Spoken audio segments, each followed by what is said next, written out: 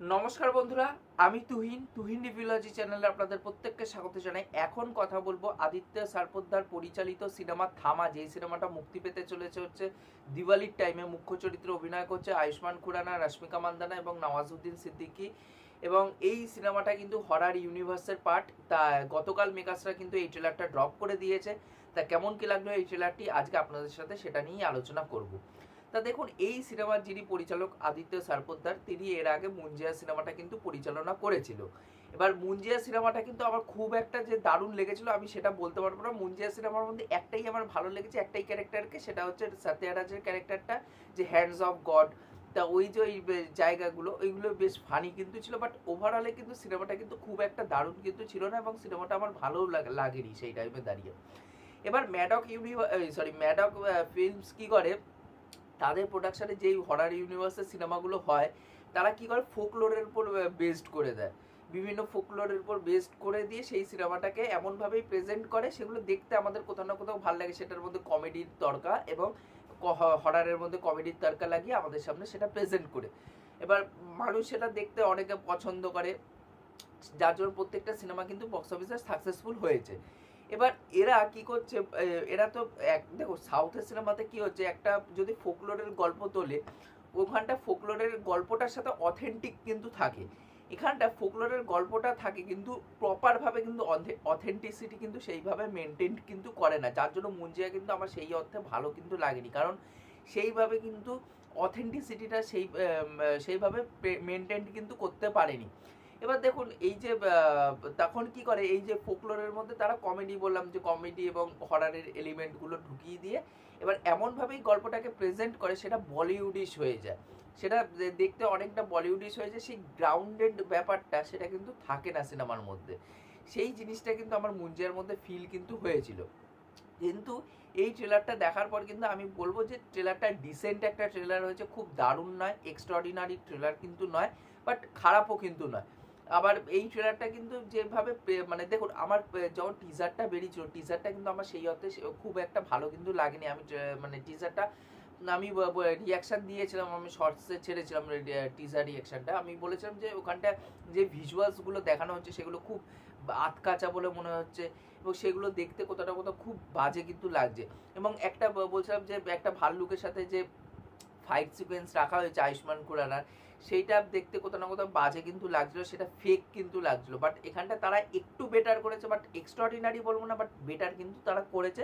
এই ভাল্লুকের সিকোয়েন্সটাও কিন্তু এখানটা রাখা হয়েছে, সেটা কিন্তু দেখতে ভালো লাগছে, এবং প্রোডাকশন কোয়ালিটি যেটুকুনি যা দেখতে পাচ্ছি সেগুলোতে কিন্তু দেখতে ভালো লাগছে। এবং গল্পটা মূলত হতে চলেছে এখানটায় যে নওয়াজুদ্দিন সিদ্দিকী, তার মনের মধ্যে একটা লোভ জেগে গেছে যে তারা একটা বেতাল কমিউনিটির অংশগত, এটা রাশ্মিকা মান্দানা এবং নওয়াজুদ্দিন সিদ্দিকী, তারা এই বেতাল কমিউনিটির মধ্যে পড়ে। এবং নওয়াজুদ্দিন সিদ্দিকীর মধ্যে যেহেতু লোভ জেগে গেছে, সে চাইছে যে পৃথিবী, কারণ তাদের বেতাল কমিউনিটির প্রধান উদ্দেশ্য হচ্ছে পৃথিবী এবং পৃথিবীর সাধারণ মানুষকে রক্ষা করা। কিন্তু তার মনে যেহেতু লোভটা জেগে যাচ্ছে, লোভটা জেগে যাওয়ার ফলে সে চাইছে যে প্রত্যেকটা মানুষকে ভ্যাম্পায়ারে কনভার্ট করে দেবে, এবং কনভার্ট করে দেওয়ার পর তাদের সৈন্যে মানে বেতাল কমিউনিটির সৈন্যের সাথে তারা যুক্ত হয়ে যাবে, এবং অ্যাট দ্য লাস্ট গিয়ে সে থামায় কনভার্ট হয়ে যাবে নওয়াজুদ্দিন সিদ্দিকী। এটাই তার প্রধান উদ্দেশ্য, যার জন্য তারা এই বেতাল কমিউনিটি সেটা পছন্দ হয়নি বলে তাকে কিন্তু একটা জায়গায় আটকে কিন্তু রেখেছিল। বছর যেহেতু সে আটকা পড়েছিল, এবার কিছু কারণবশত নওয়াজুদ্দিন সিদ্দিকীর কাছে আয়ুষ্মান খুরানা পৌঁছে যাচ্ছে, এবং পৌঁছে যাওয়ার পর তাকে ছাড়িয়ে দিচ্ছে ওই জায়গার থেকে। এবং সে ছাড়া পাওয়ার পরপরই আবার সে পৃথিবীর বুকে একটা মানে ত্রাস হয়ে ত্রাস হয়ে আসছে, এবং প্রত্যেকটা মানুষের জীবন সংকট কিন্তু পড়ছে। তখন হয়তো রশ্মিকা মান্দানা তাকে হয়তো ভ্যাম্পায়ারে কনভার্ট করে দেবে, এবং এই নিয়ে পুরো গোটা সিনেমাটা হতে চলেছে। তা দেখুন, এই সিনেমাটার কিন্তু ভিজুয়ালস কিন্তু বললাম যে ভিজুয়ালস কিন্তু বেটার হয়েছে, এবং কিছু কিছু জায়গায় গ্রিন স্ক্রিনের কাজ এখনও বোঝা যাচ্ছে সেই জিনিসগুলো। এবং রশ্মিকা মান্দানার পার্টিকুলার কথা বলতে, রশ্মিকা মান্দানার কিন্তু এখনও তার সাউথ ইন্ডিয়ান অ্যাকসেন্টটা কিন্তু পুরোপুরিভাবে যায়নি, তার কিন্তু সেই অ্যাকসেন্টটা কিন্তু এখনও পর্যন্ত রয়ে গেছে। আয়ুষ্মান খুরানাকে বেশ কিছু জায়গায় কিন্তু ভালো লাগছে, এবং বিশেষ করে কিছু কিছু জায়গায় কমেডি পোর্শনগুলো, মানে বলবো না হো হো করে হেসেছি, বাট সাম লেভেল কিন্তু ওয়ার্ক করেছে, একটা মুখের মধ্যে সামান্য কিন্তু হাসি কিন্তু থাকতে পারে।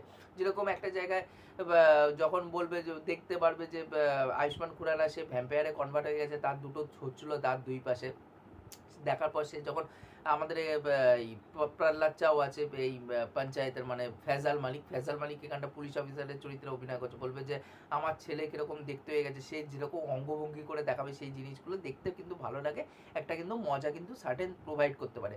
আবার কিছু জিনিস ক্রিঞ্জও লেগেছে, যেরকম দামিয়ন গর, এই যে যেটা রিলসে খুব ভাইরাল হয়েছে, ওইটা হুট করে আননেসেসারি ভাবে এটা ইউজ করে দিয়েছে, সেটা দেখতে ভালো লাগছে না। বাট এখানটায় নওয়াজুদ্দিন সিদ্দিকীকেও কিন্তু সেইভাবে কিন্তু জায়গা দেওয়া হয়নি ট্রেলারটার মধ্যে, ও হয়তো তাকে লুকিয়ে রাখার চেষ্টা করছে। এবার ভিলেন যদি না স্ট্রং হয় সিনেমার মধ্যে, সেটা কিন্তু দেখতে ভালো লাগবে না। এবার দেখার ভিলেন কতটা স্ট্রং এখানটায় নওয়াজুদ্দিন সিদ্দিকীর ক্যারেক্টারটাকে কীভাবে প্রেজেন্ট করে। বাট যেটুকুনি যা দেখেছি তাকে কিন্তু খুব একটা কিন্তু ভালো কিন্তু এখনো পর্যন্ত লাগছে না, কাইন্ড অফ জোকারি কিন্তু মনে হচ্ছে। এবং এখানটায় তার মধ্যে কিছু কিছু কমেডি পোর্শন যেগুলো বললাম, যেগুলো খুব একটা মানে দারুণভাবে ওয়ার্ক করছে সেটা না, বাট মুখের মধ্যে একটা সামান্য কিন্তু হাসি কিন্তু থাকছে। বাট আয়ুষ্মান খুরানা একটা জায়গা বলে যে আমি এখন রাজমা চাওয়াল খাবো কী করে, তাই এই জায়গাগুলো বেশ ভালো লাগছে।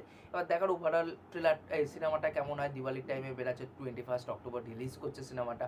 আমি এই সিনেমাটা দেখবো, দেখে অবশ্যই রিভিউ করার চেষ্টা করবো। তা ওভারঅল ট্রেলারটা কিন্তু আমার ডিসেন্ট বলে মনে হয়েছে। আপনারা যারা ট্রেলারটা দেখেছেন, আপনাদের এই ট্রেলারটি কেমন কি লেগেছে সেটা নিচে অবশ্যই কমেন্ট করে জানিয়ে যাবেন। আর এই ভিডিওটি ভালো লাগলে অবশ্যই লাইক শেয়ার সাবস্ক্রাইব করে পাশে থাকবেন, তাহলে মোটিভেশন পাবো নতুন নতুন ভিডিও বানানোর জন্য। এখনকার মতন টাটা, বাই।